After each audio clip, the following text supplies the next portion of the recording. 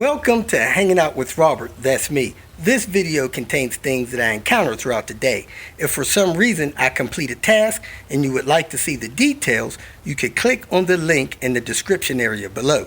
This video also contains tips and tricks that I learned throughout the years. I plan on leaving this video accessible for about 30 days. After that, you can view it through my Patreon account. Thank you very much for watching. Kicking off the Tinker Day here with Uncle Steve. You guys remember I did some suspension maintenance, a timing belt, some cam seals on this thing. Now it's got a coolant leak last couple of weeks, so we're going to fire it up, see if we can figure out where this coolant leak is coming from and fix that. He's been getting a low coolant light occasionally. Let me go get a bright flashlight. Hose. We got a heater hose here. It's just leaking down onto the subframe and steering rack, and a small leak on the firewall junction. This one's even farting. Never heard a heater hose fart. We're going to change the spring seats, the strut and knuckle bolts, the bearing plates in here. We put new struts on it a couple months ago, and that stuff seemed good, but it wasn't. Going to try to block off the oil cooler lines. They're starting to leak. We're going to replace the hose from this coolant reservoir to that pipe right there, because that thing is leaking profusely. And the firewall junction's starting to leak, so we're going to replace that. Somebody put HOWR hoses on there. Hopefully it's not the hoses that's causing the junction to leak, but it's just leaking a little bit. But we got to pull a heater core to do that. So that's where we're at on this. I'm gonna go ahead and pull this wheel. He's gonna go get the strut tools. I'm gonna drain the coolant, get it on jack stands. We got some wood so that we don't damage the parking asphalt here, and just get cracking on this car. One thing I'm kind of messed up on is I don't have a 1/2 inch to 3/8 adapter, and I don't have a 7mm socket, so I'm gonna ask him to grab those things for me. Got this hose off, and man, the bottom of it was tore right open. I try to discourage people from using your standard auto parts store worm clamp. They have sharp edges, and those edges, when your hose is over tightened just a little bit, eat into the hose. Now granted, this hose is old, should have been replaced 2, 4, 8 years ago, probably original hose, but those clamps don't help. When you're replacing those clamps, trying to tighten the hose down more to stop the leak, just replace the hose and get the Volvo style clamp. They're much better. So, got that off, got the strut out, getting ready to move on to pulling the firewall junction. Time for a sandwich / lunch break. I got the bump stop on, the bellow on there, the ring on top. All this stuff was missing from this side of the car when I did that strut. New spring seat, new bearing, new washer, new nuts, and we're putting this thing back together. Got this side done, but I seen that he got new bolts for up here. I put new washers on them, but not new bolts. So I'm gonna take these bolts off one at a time and put new bolts on and knock that side out real quick. But this side is bump stopped and everything ready to roll. Well, Uncle Steve got back with the parts I needed, which was a mount and firewall junction. But man, I should have had him pick up a couple more parts.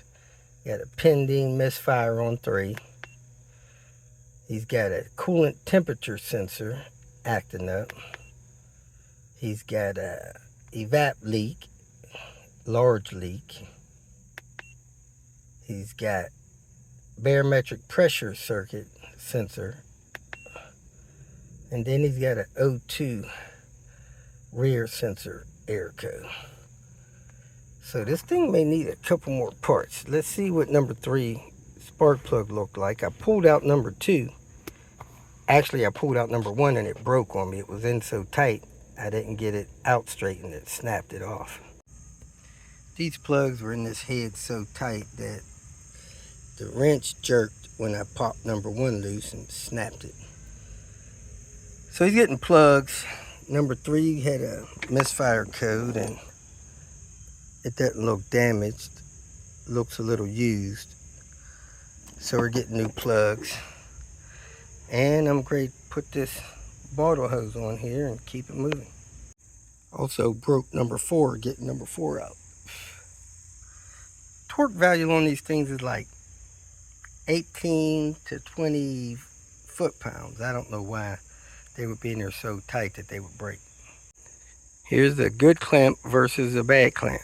The bad clamp has holes all the way through it and the edges are not tapered up. The good clamp has just a slight taper up on the edges and you can't squeeze the hose through the clamp.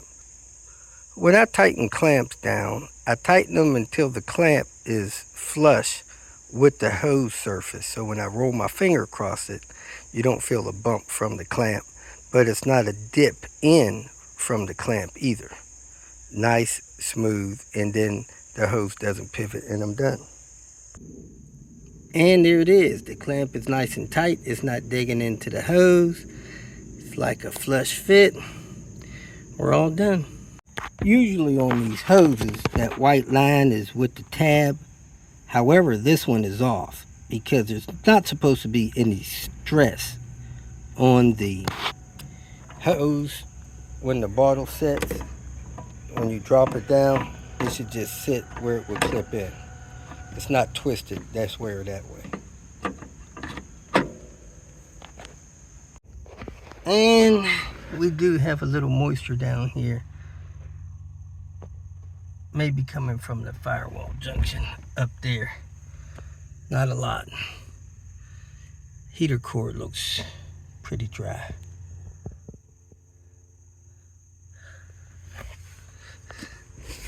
Hope it's dry. Yeah, it's dry. All right, let's get the heater core out, get the gas pedal out, get the firewall junction out, and put the new one in.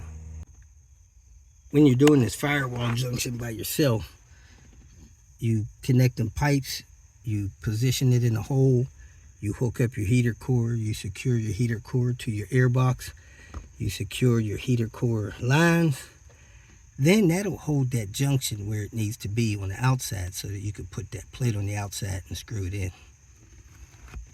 Make it an easier one-man job. So there it is, in position, put the plate on, put the screws in, plug in the lines. Get that firewall junction all together, the lines plugged in. Just got to put together the inside and move on to the final task. Trying to get the coolant in there. We still got that much to get in the system. It's acting full. So I'm going to fire it up. I got everything hooked up, so I shouldn't have any problems. Let me move everything out of possible harm's way. Don't want nothing falling off in there. And fire this thing up. And we shouldn't be misfiring. Didn't do anything to stop that. But I do want to try to get more coolant in here. Well, folks, that's it for today. It's getting dark. I got a mess to clean up. And tomorrow, we're going to try to clear codes on this thing. It's got ABS codes, SRS codes, and install this firewall mount. See if I got that rubber piece for that mount there. And that'll be all for this car. Then that car, we got to get the AC going on it. We believe it's got an evaporator leak and whatever else. So that's where we're at. This car did not misfire again after changing the plugs. But I think maybe sitting, this thing created that. So we'll see how that goes. If you feel that this information was useful, please like it and share it with your social media friends. You can subscribe to my channel so that you will get notifications of future videos that I post. You can follow me on Twitter, and if you need to contact me directly, please visit my website. And if you have any questions, leave them below, and someone or myself will reply to them. Again, thank you very much for watching.